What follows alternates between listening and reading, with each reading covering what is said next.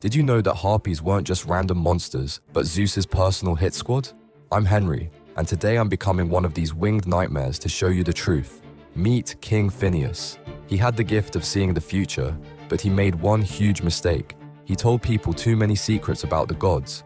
Zeus was furious and sent his elite enforcement team, the Harpies. These weren't just any monsters, they were divine punishment specialists. Every time Phineus tried to eat, they would swoop down, steal his food, and leave behind the most horrible smell you can imagine.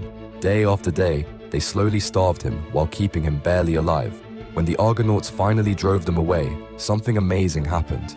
The Harpies made a deal. They would spare Phineus if they could keep doing their punishment work elsewhere. This is why ancient Greeks believed sudden storms and mysterious disappearances weren't just bad luck. They were signs that Zeus's winged enforcers were still out there, delivering divine justice to anyone who dared cross the gods.